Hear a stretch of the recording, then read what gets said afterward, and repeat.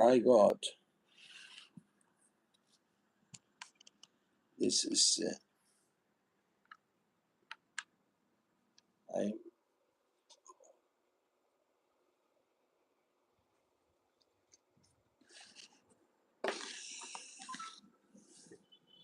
Om Namo Bhagavate Vasudevaya.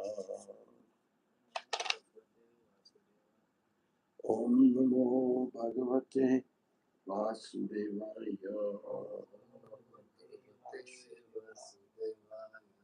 Om Namo Bhagavate Vasudevaya.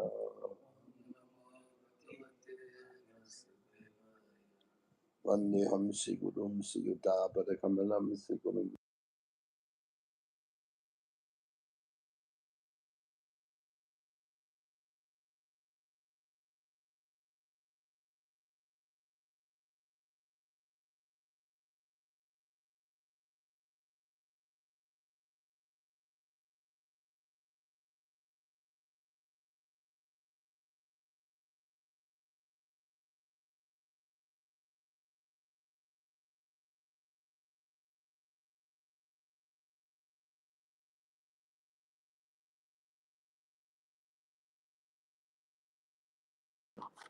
Shiva Sadi Goda Bhakta Vinda.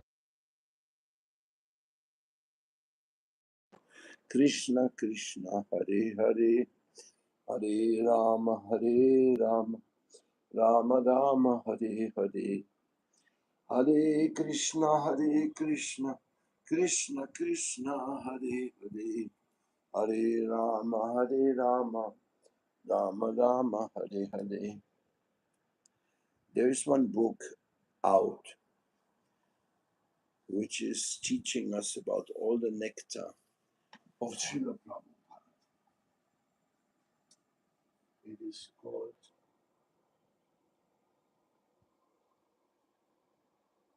You have that book, Srila Prabhupada, Essential Teachings. No. It's like, you know what I'm talking about? Yes, yes. I don't have that. Oh, you don't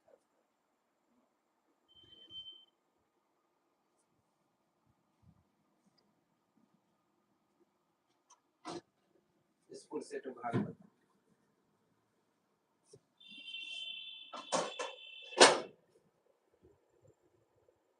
So Srila Prabhupada's teachings have embraced the world in the form of his literature. Really.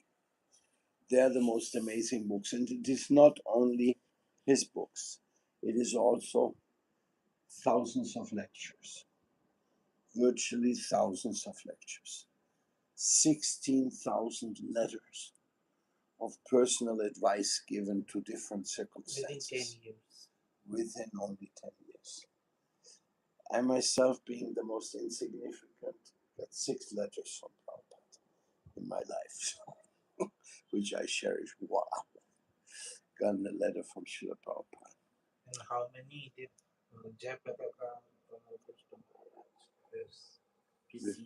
received? Yeah, I don't know. So this is what Srila Prabhupada has given to the world. It is absolutely so unique and detailed, profound. So we when we were studying these books, we thought we were studying the law books for the next 10,000 years. But also has to be understood that even Srila Prabhupada's books are to be read under the guidance of practicing Vaishnavas because they need adjustment to time, place, and circumstance. And that's very interesting. Even though Srila Prabhupada gave a constitution of wisdom, many new subjects which we are tackling today in the world, he didn't even mention because at his time they were not existing. He was writing about LSD. That was not existing previous to him. That was a new invention, and it had captured entire use of America. Nowadays, we have the whole computer world, Facebook, Instagram. We have the digital advancement of the world, which goes into the artificial intelligence, the phenomena of the algorithm, and so. And it's very inspiring to think or to know that these algorithms and all these artificial intelligence would be impossible without the India's mathematics. Absolutely, the structure of algebra and all this what was produced by the Vedic scholars, that is the foundation of mathematics, and without mathematics there's no progress in machinery or anything like that. So we can read Prabhupada's books as the law books of the age, but we have to read it with an open mind and adjust to time, place, and circumstances what we read there. Which means it gives us the freedom to read them as critical readers. There's Srila Bhaktivinoda Thakur, he wrote, when Srila Vyasadeva was looking for the truth, he went to Bhattik Ashram. He was confused. He talked with his guru Narada Muni. Then it was finally cleared why he was dissatisfied, even after having written all the Vedic scripture. Why he was still dissatisfied? Because he had not written the Srimad Bhagavatam yet. The same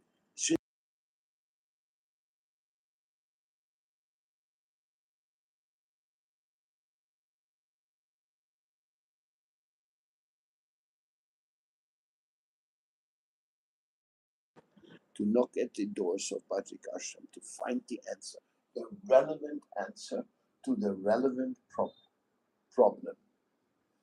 And this is the religion of freedom. There's no dogma. There's not that you are not supposed to think on your own and to develop. No, you are free to develop. Develop, but with faith in Guru Shastra Sadhu Vakya Chitite Koriyaki. In the history of religion, there isn't such a thing. Even the debate is permitted. Of course, debate has to be in the soul searching, humble approach, not in a challenging mood. That is not appreciated. Because there's one very important sentence which comes from our Guru Varka: suspicion leads to suspension. If you are too suspicious of the higher truth, then you're putting your little brain over the highest truth, and you will be suspended. Krishna will say, with that attitude, you will get nowhere. So therefore, humility is very good. We are in this process of reading the Bhagavatam, reading Prabhupada, but also we are reflecting, especially in the Yamuna Kunja night meetings. We are reflecting. How does that reflect on Gaudiya Vaishnavism today? How does it benefit us? Like we are meeting here every day practically. Some sannyasis come who were trained up in ISKCON, and then they took sannyas in Gaudiya, and now they're a little bit lost. They're not completely sure what way to turn, because in ISKCON they were experiencing institutional support. But actual sannyas is not relying on some institutional support. Sannyas is for going out and surrender to Krishna and finding out what is Krishna's divine plan with you. So we see that. Even some of them, they are shaking. Maybe I did the wrong thing of taking sannyas in Gaudiya, but maybe I should go back and enter into the structure of ISKCON's institutional engagements. But to be true to yourself, you cannot participate in a system where there is an overlapping of institutional restrictions over the natural development and the inclination of the heart. So wherever that is there, that is a subject matter. For example, we have a subject matter in ISKCON, which is called GBC over Guru. Yeah, well, it is understandable as a big institution They want to have a group of people who give the last word, and the individual gurus in what they are doing should obey to that. That sounds reasonable, but in the truth, that is not applicable because each father has to decide for his children what is best for them. And each guru has, by time, place, and circumstance, has to look at the case of his children and guide them appropriately in a way which is according to his guru, faithful to his guru, but with a freedom and with an openness. I don't think right now of a particular example in this regard, but there are many. That means institution is good, is necessary, but the guru and the disciple cannot be subjected to such restriction. They must have freedom. Freedom on. Now, I can even give you one example. There was one disciple of Harikesh Swami many years ago who joined in Germany, but he donated a big farm to his guru in Argentina. But Harikesh Swami had nothing to do with Argentina administratively. His zone was Europe. But he didn't want to give that land, which was donated to him under the administration of the Argentine devotees. So he said, now I will have a little bit of like a little um, colony in Argentina from the European mission. And that moment, it became like the practical relationship, guru disciple relationship, and the institutional restrictions. It became a mess. It's just one little example. There can be hundreds of such examples. There cannot be somebody above the guru except his guru. His guru and the Siddhanta is above, but not an institutional committee. That is not possible. So therefore, there is a difficulty. Anyhow, we are not talking here. Where if we quote his considerations only for the But sake, actually, ISKCON injects in the mind that if you were not in the administrative rule of ISKCON constitution, then you were gone. yeah, then you're not even a Vaishnava. Then you're not trustworthy. And that is a mistake because by doing so, they also reject all the great sadhus from the Gaudiya Math who are just as Srila Prabhupada, blessed by their guru to continue the mission of Chaitanya Mahaprabhu. Exactly. So yeah, this is a little bit like it, you know. You may understand it, you may not, because you have not been there, you have not grown up in that environment. But maybe by common sense you can understand it. It's a bit about something about jurisdiction, divine jurisdiction. So today we will read here King Pururava, enchanted by Urvasi. Now, Bhagavatam is really down to earth. It's putting us right into the problem of this world. Here we go. Etav Uranu Kaurajan Nyasau Rakshasva Manada Samramsye Bhavata Shakam Slakyas Trinam Vadasmrita. My dear King Purarava, please give protection to these two lamps who have fallen down with me. Also, I belong to the heavenly planets, and you belong to the earth. I shall certainly enjoy sexual union with you. I have no objection to accepting you as my husband, for you are superior in every respect. Purport by Srila Prabhupada. As stated in the Brahma Samhita, Yasya Prabhapa Bhavato Jagadanda Koti Kotishvashesha Vasudadi Vibhuti Vinam. There are various planets and various atmospheres within the universe. The atmosphere of the heavenly planets from which Urvasi descended after being cursed by Mitra and Varuna was different from the atmosphere of this earth. Indeed, the inhabitants of the heavenly planets are certainly far superior to the inhabitants of earth.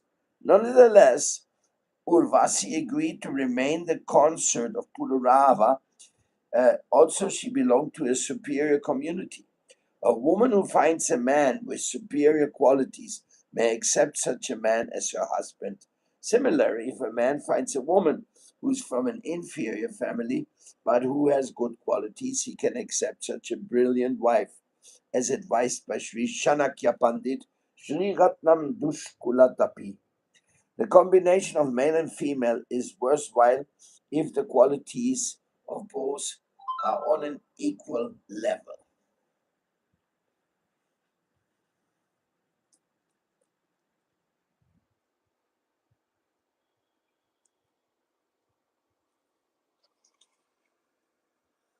Om Gyanatimnandasya Gyananjana Shalakaya Shakshunimlitam Jene Tasmai Sri Gurave Namaha.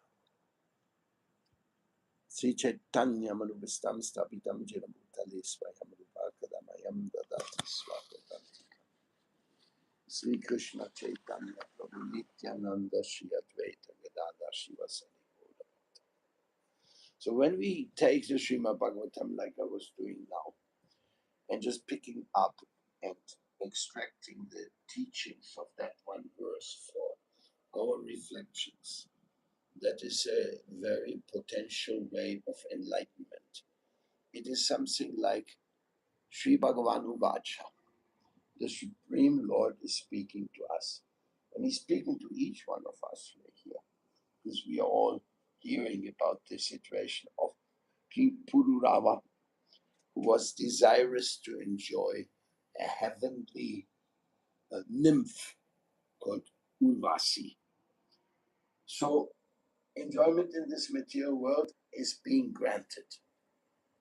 There's a lot of enjoyment. In the heavenly planets, there's a lot of enjoyment. Even in this world, there's a lot of enjoyment. But if you think you get to Krishna through the enjoyment, you're wrong. It's exactly that you should turn that enjoying tendency in wanting to give joy to the Supreme Personality of Godhead. And that is the lesson we learn from King Puranjana, from Pururava, from many, many cases, even from cases like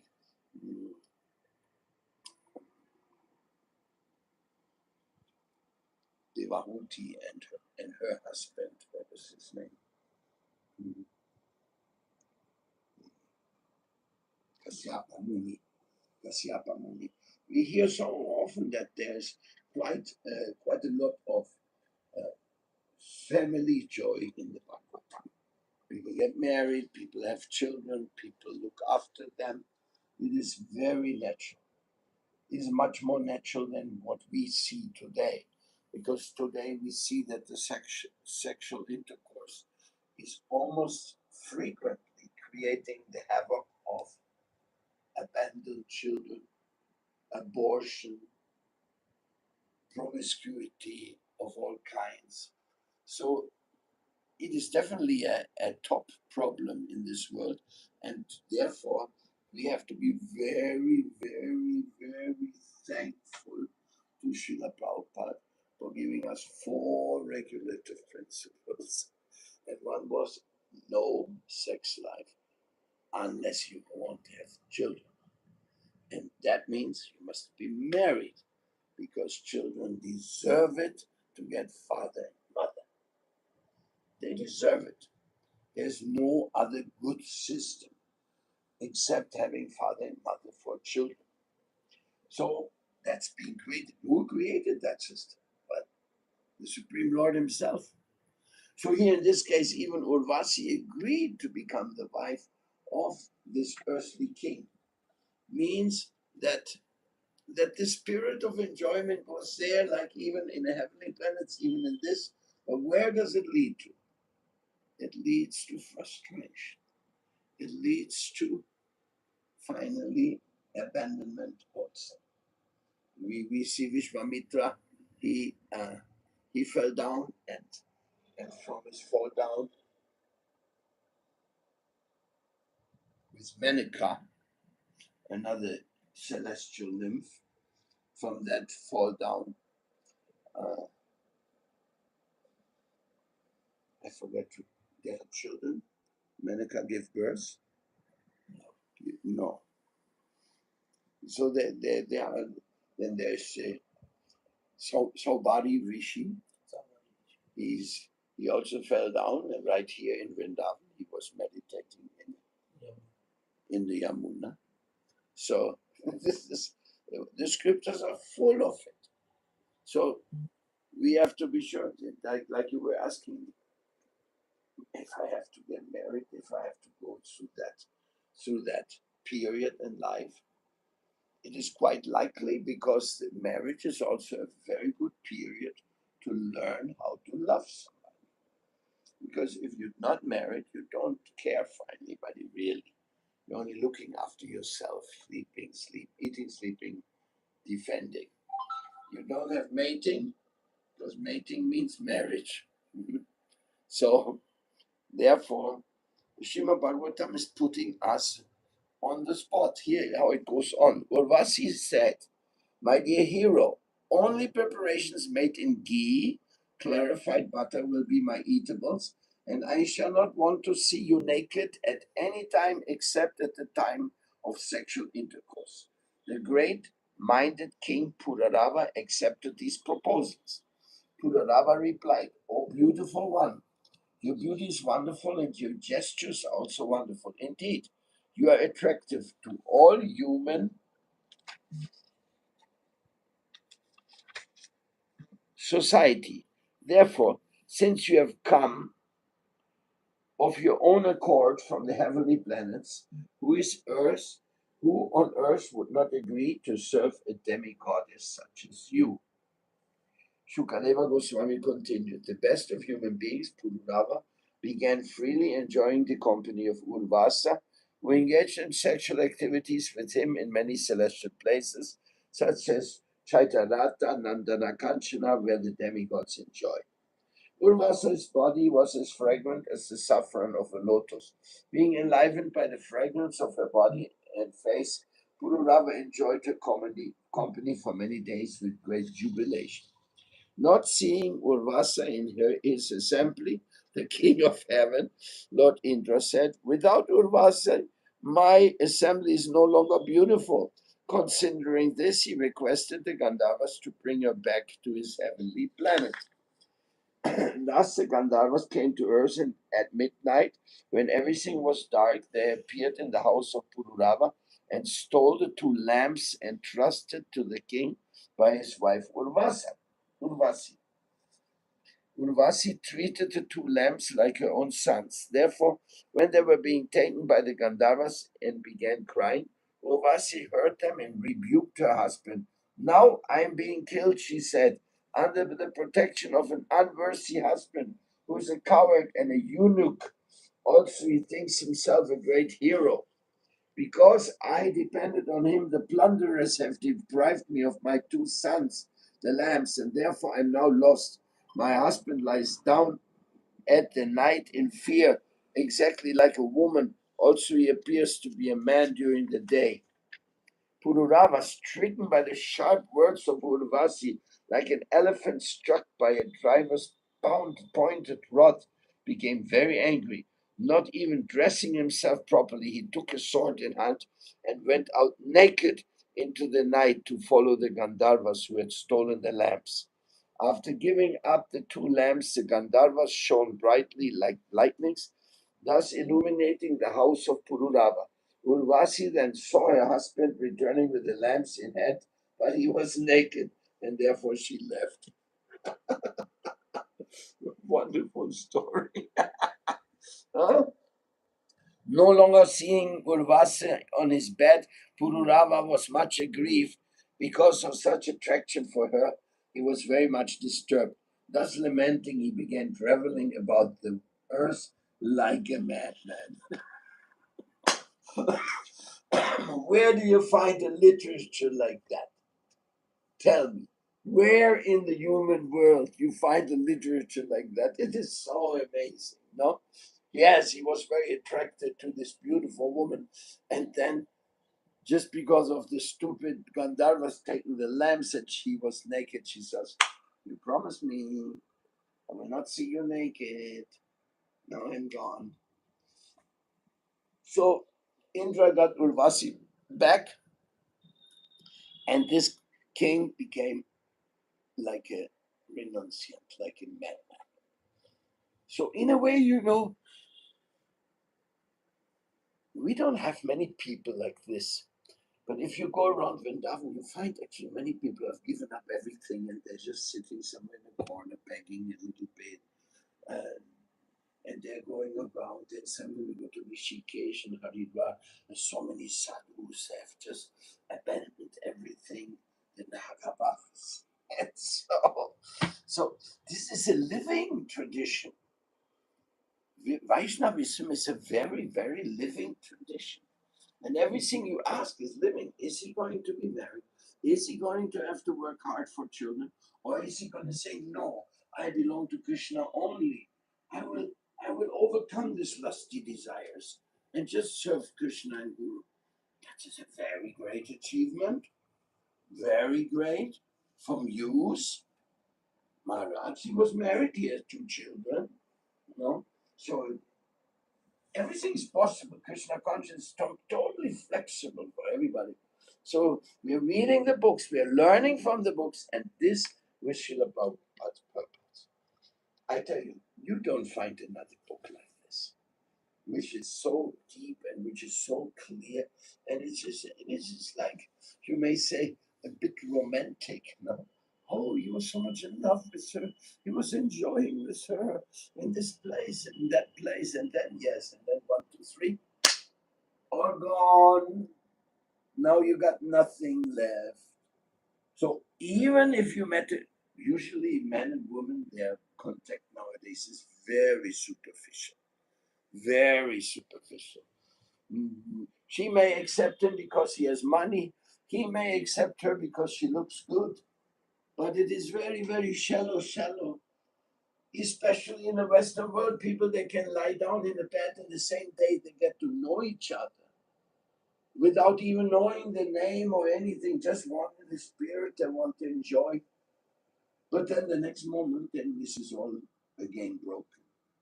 And even if it's not broken, even if you stay together, even if you have a so-called happy family, one dies. And then you're broken-hearted. Maybe you're stuck with children and no wife or something. And then you have to accept that karma.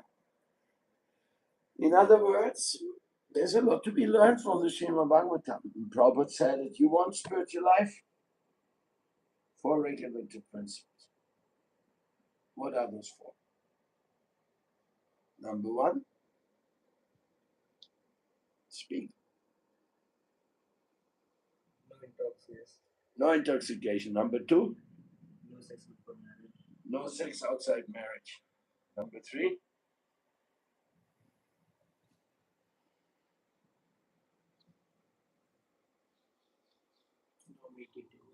no meat, fish, or eggs, or other contaminated products in the food. Number 4,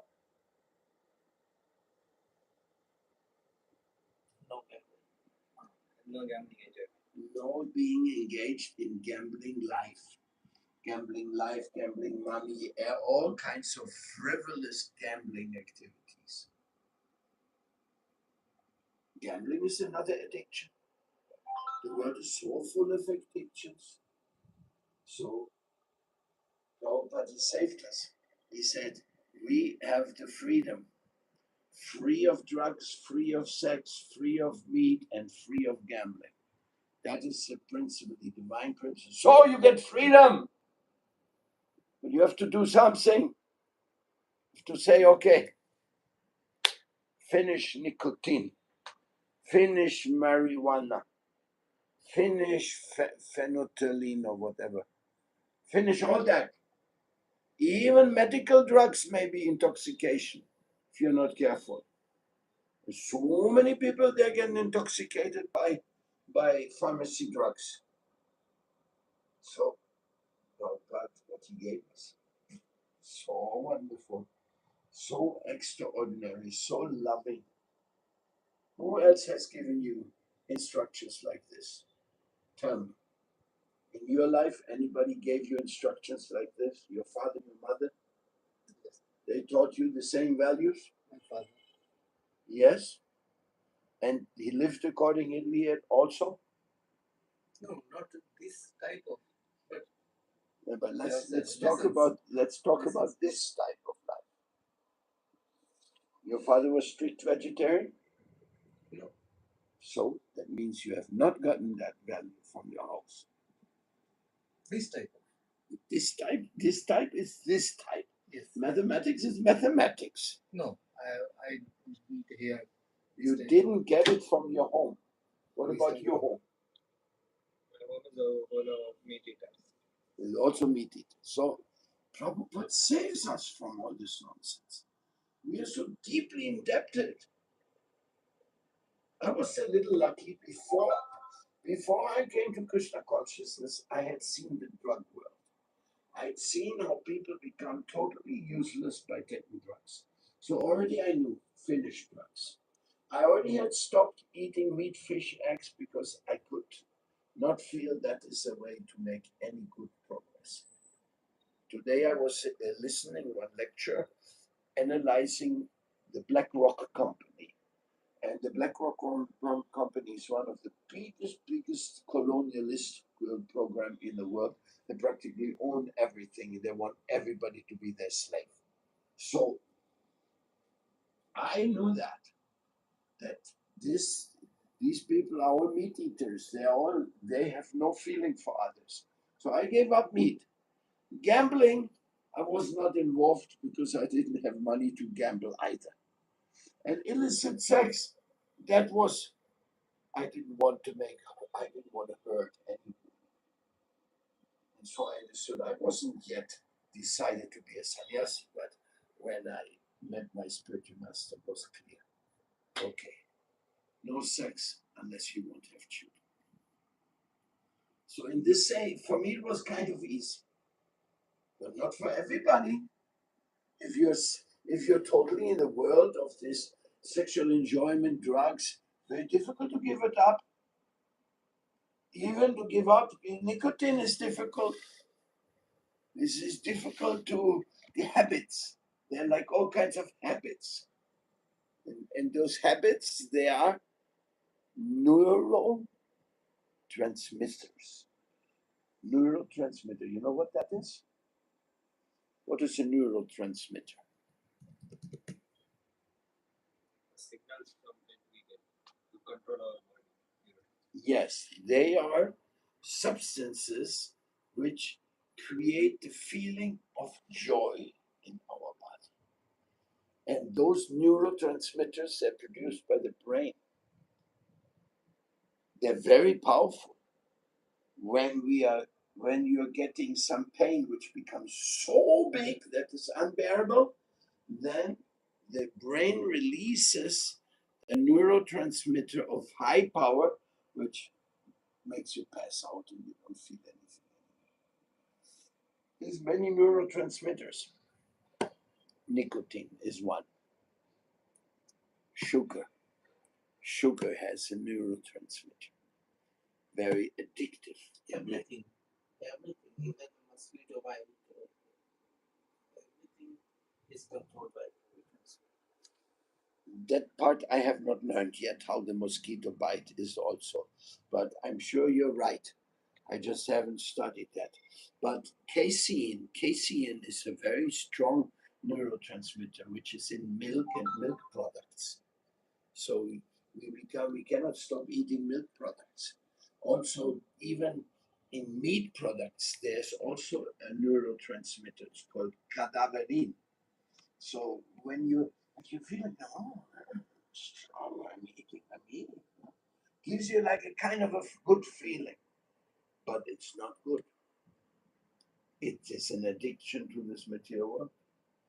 So the only one we are allowed to be addicted to a little bit is prasada. By prasada we can survive. And many other things. We have kirtans, we have sadhu sangha, we have so many good things. So any questions to this? I think we had enough for today of philosophy, but if you have any question or commentary, please.